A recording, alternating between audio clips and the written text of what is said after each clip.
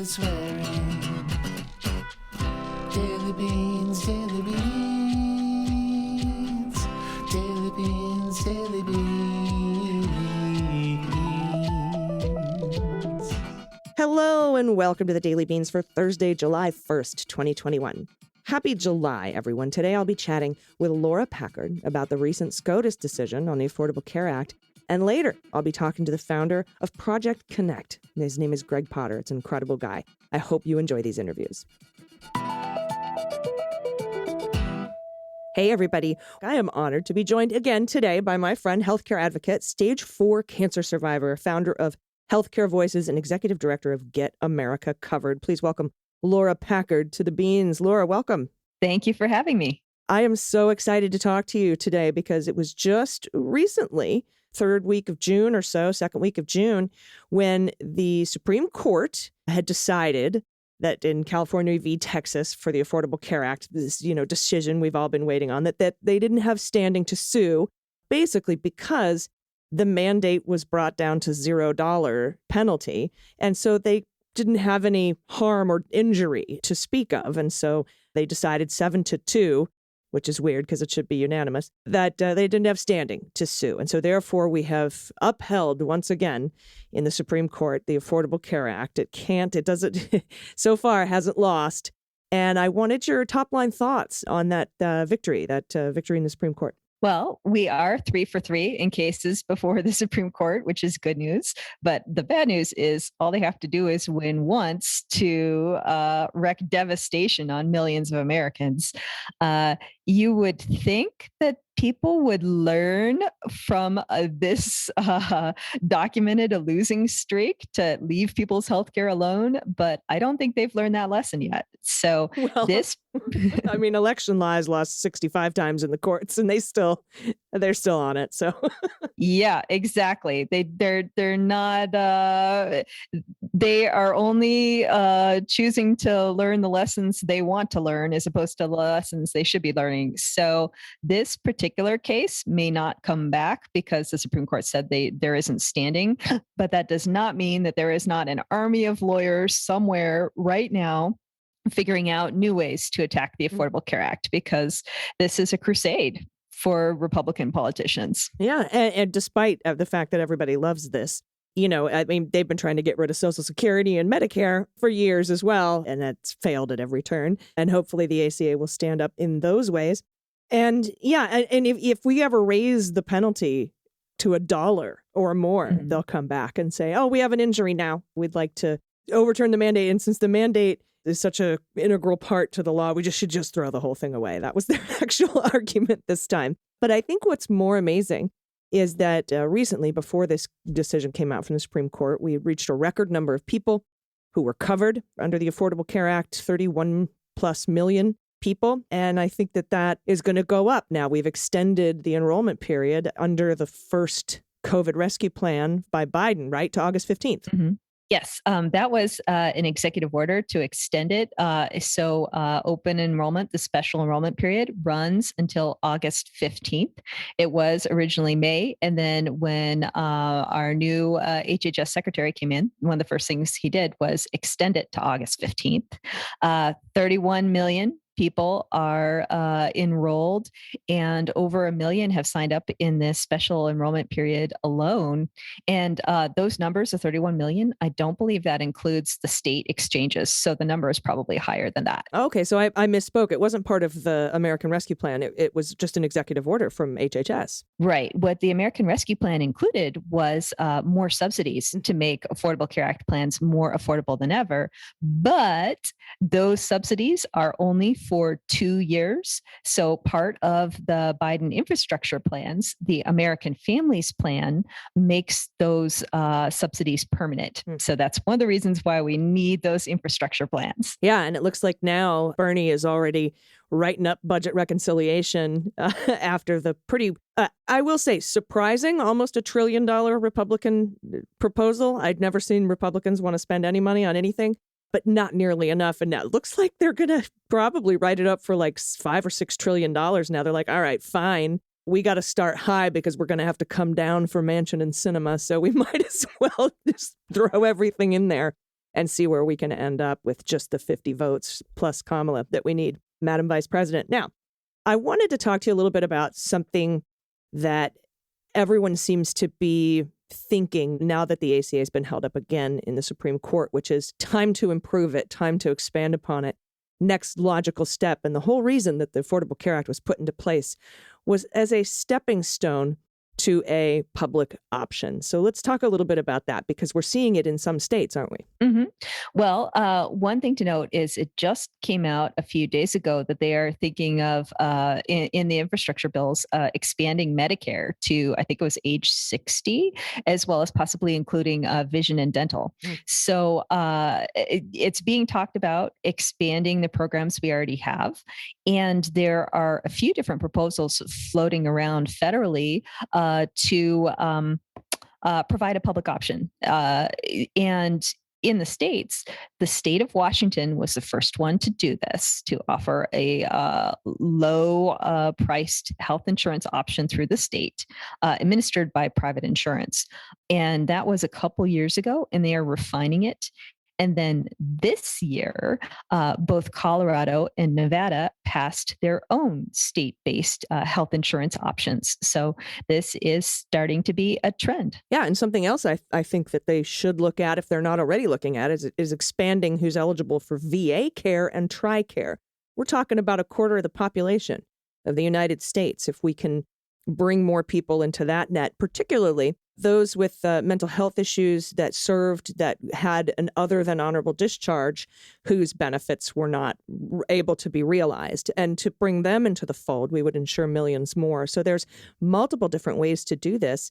And I think that the next obvious step is a federal public option. And I think Medicare should go down to 55, or Medicare for all, honestly, but not the Medicare for all. That's sort of been bandied about and had to have different meanings, but just a single public option. And there are so many things that would do, right? I mean, that would force private health insurance companies to compete with a viable free public option. And that's their nightmare. Which is why they killed it in the first go around in 2009, 2010. And they fought really, really hard in Colorado, in Nevada.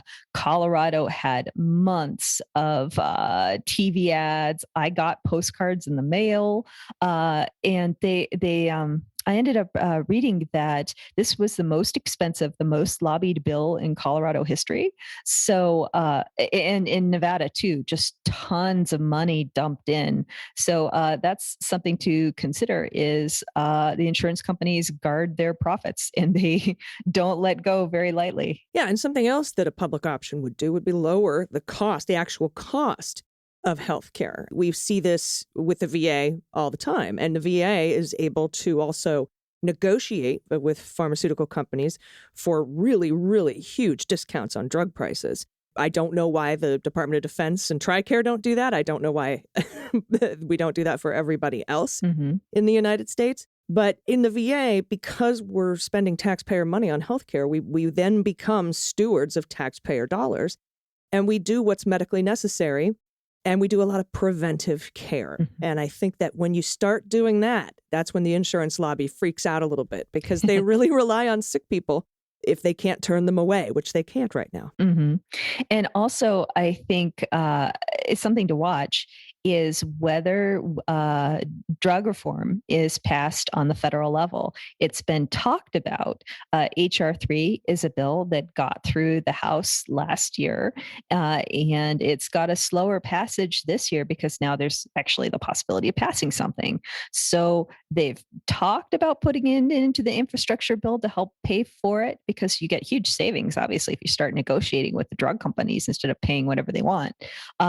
But Big Pharma has big wallets. And so there are a lot of legislators of both parties that are incentivized to not take away Big Pharma's profits. So that is an ongoing fight. And it's unclear yet what the outcome is going to be. Yeah. And if the federal government is paying for or subsidizing drug prices and negotiating drug prices, that to me sounds like something that's budgetary and can be included in budget reconciliation. or at least the parliamentarian would have to decide because it's a kind of a new thing. But I don't know. It's got budget written all over it to me. Yes, I believe that this can be in reconciliation. It's just a question of whether there's the will to make it be. Yes, because we know there are a lot of dark money lobbyists lobbying some Democrats. Mhm. So we have to find out which Democrats are going to stand up and say, I'm not going to take that money and I'm going to vote for this. And we can tell by the ones who are quiet what's probably motivating them. Yeah, well, the high cost of prescription drugs is something that's one of the most important issues for most Americans, whatever their political beliefs. So politicians keep promising to do something about it. This is their chance, and we'll see if they deliver. Yeah, my main concern, of course, is Joe Manchin, whose daughter was responsible for the 600 to 1,000% hikes in the cost of the EpiPen, for example. Mm-hmm. And so I'm a little worried about how he might react to these kind of pharmaceutical issues. And it isn't just Manchin. If you look at Connecticut senators that are very tied into corporate interests, a public option was floated in Connecticut this year, but all the insurance companies got together and made some threats, and then the public option disappeared. So this is not just a West Virginia question. There are several senators. I mean, New Jersey is a major headquarters for pharmaceutical companies. So it isn't just the usual suspects here that you might have to be concerned about. Mm-hmm. Yeah. And I need to reiterate, too, that to the taxpayers, it's way more expensive Mm-hmm. to use private industry. It can be 2 to 3 times and more expensive just for the healthcare itself. Then there's administrative costs, sometimes $14 to $17 per transaction, and then you have to pay a third party to do that as well. And I don't know if people listening here understand, but how much cheaper it is.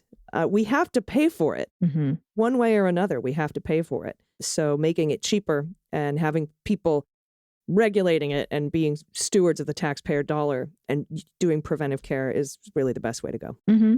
And also, it's important to note that it isn't just insurance companies and pharmaceutical companies, but more and more small doctors' practices and so on have been bought up by private equity firms, by venture capital that come in, buy them out, and then jack up the rates and everything to try to turn a profit. And they dumped tens of millions of dollars into stopping a solution to surprise medical billing because surprise medical billing made them a lot of money. They ended up losing. A law did pass. We'll see how it actually takes place. You know, the regulations are being written now, and so there's backroom stuff going on. So we'll see how well it turns out in the end. But especially during the pandemic, when doctors had a hard go of it, even more have been selling out to private equity. So that's something we're going to have to grapple with in the future too. Yeah, and those bills and those explanation of benefits, they're called. I'm sure everyone's seen an EOB at some point in their life. I have a PhD, I have a doctorate in understanding these documents and billing and insurance and large health systems and health administration. And I have friends who come to me all the time with their EOB, and they're like, what is this? And I'm like, I do not even know what that is about. But I do know that when they go out to private doctors can charge up to 115% of Medicare rates. They don't tell you that. Mm-hmm. You just have to end up paying the difference, which should be illegal. And hopefully we'll see something either in the infrastructure bill, budget reconciliation, or an expansion on the ACA. Mm-hmm. Yeah, because I mean, there is so much more to do. We have incredible medical science and the doctors and providers in our country, but so many people are priced out altogether. And in the richest country in the world, it's a matter of priorities. Yeah, and I think one of the biggest arguments is, well, we'll lose that entrepreneurial spirit, which if you look at let's look at the Department of Veterans Affairs, wholly government funded, direct care. They don't even purchase it. They do have some purchased care if they don't have a provider available, but all in all, wholly, it's mostly direct care. They partner with top medical schools in the country. They have nurse training programs and doctor training programs, and they have research. And some of the most advanced robotics, medicine research, drug research comes from these federally funded ventures. So that has been wholly disproven. Mm-hmm. Yeah. And I don't think that we should have to be the provider of all the research and R&D for the world. We pay so many times more for drugs and treatment and everything else than any other industrialized nation. And why is that burden falling solely on the United States? Mm-hmm. Yeah, agreed. Well, Laura, it's been great to talk to you. Can you tell everyone where they can find you and where they can find your organizations and support them? Great. Well, my name is Laura Packard. You can find me on Twitter at @LPackard, and I am on Facebook and Instagram at Laura Packard Activist. My nonprofit is called Healthcare Voices, and you can find it on all the usual social media platforms by looking for Healthcare Voices. Awesome. I appreciate your time today, and hope to see you back soon when we have some more interesting developments on possibly adding a public option. Thank you. Thanks. Everybody stick around. We'll be right back.